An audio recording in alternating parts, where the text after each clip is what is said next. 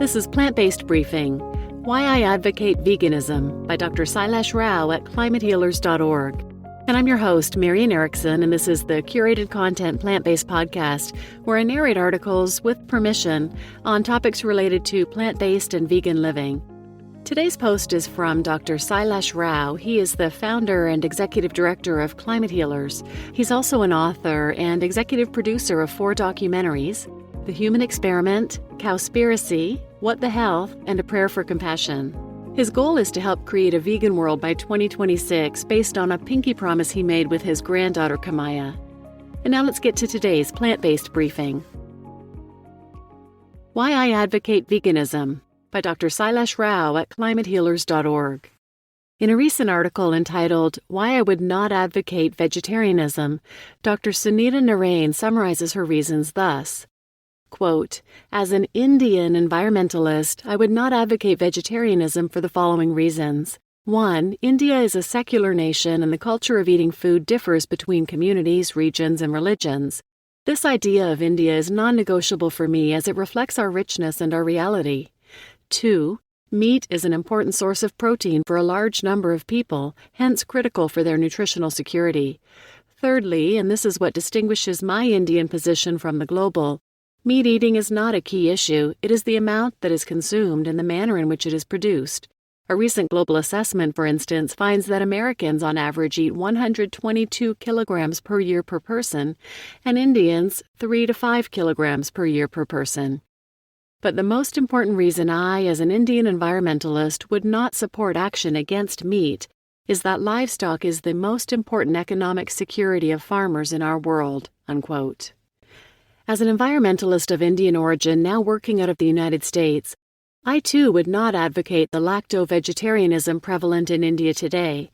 India has the largest concentration of cattle in the world, with over 300 million heads, more than triple the cattle population of the U.S., on less than 1/3 the land area of the U.S. Considering that only 28% of the cattle in India are male, there are 140 million missing males who would be alive if India had not been culling them aggressively to promote its world-leading beef exports. Certainly, India cannot ban cattle slaughter while the dairy consumption continues unabated. Hence, I advocate veganism worldwide, not vegetarianism. However, even considering vegetarianism in India, I would like to raise some issues with each of the reasons that Dr. Narain cites in her article. Firstly, when it comes to culture, it is time for us all over the world to rethink what is appropriate in our changed environmental circumstances.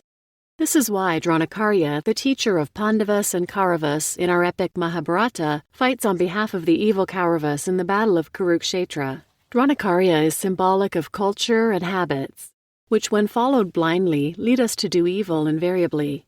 Should we not change the culture and habits that we acquired a millennia ago when there were 100 million human beings, now that there are 7.4 billion of us on our planet today, and the planet is clearly being destroyed?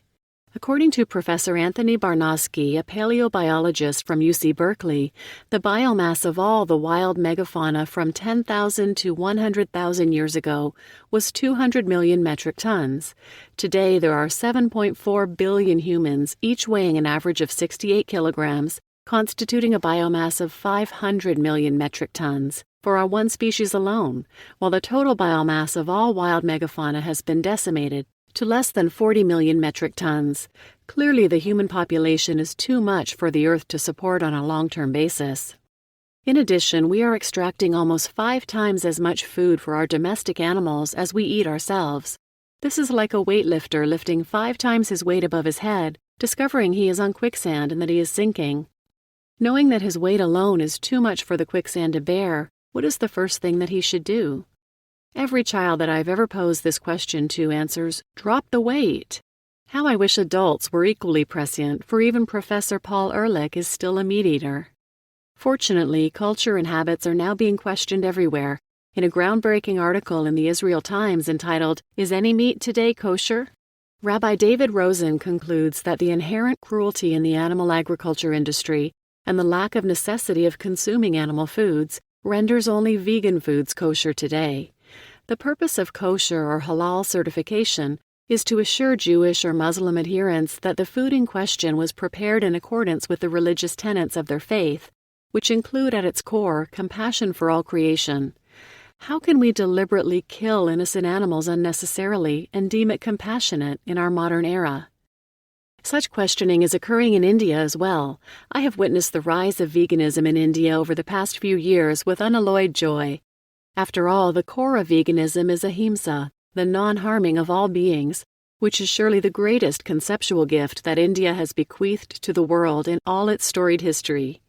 Secondly, it is now well established that an order of magnitude more protein can be produced on a given piece of land with plant-based foods than with animal foods. The American Dietetic Association has stated unequivocally that it is unnecessary to eat animal foods of any kind at any stage of our life cycle. Therefore, nutritional security is best achieved through the advocacy of a plant-based diet, not a meat-based diet. Thirdly, contrary to what Dr. Narain writes, meat eating is the key issue in all our global environmental crises.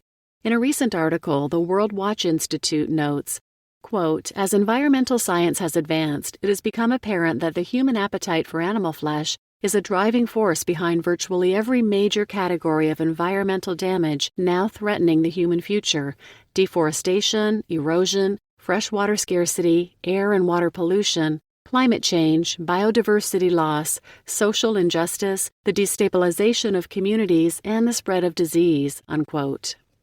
And paraphrasing cardiologist Dr. Kim Williams, who said the following related to cardiologists, "There are two kinds of environmentalists, vegans and those who haven't understood the data."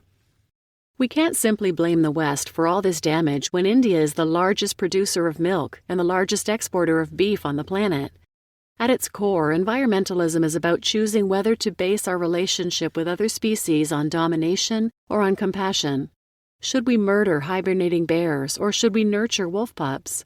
With all her environmental alarms blaring, Mother Nature is asking us to recognize that animal rights are human rights.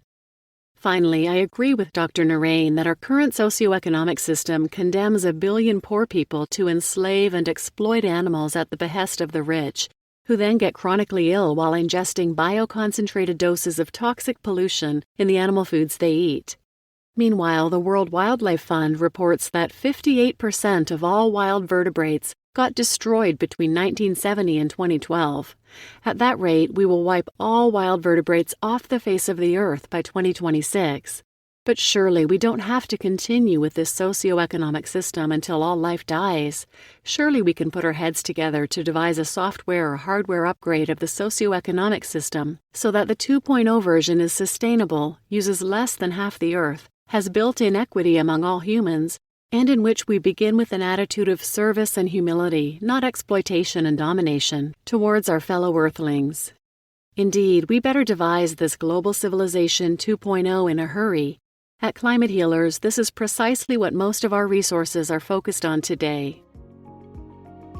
You just listened to Why I Advocate Veganism by Dr. Sailesh Rao at climatehealers.org. And I'm your host, Marian Erickson. Thanks for listening.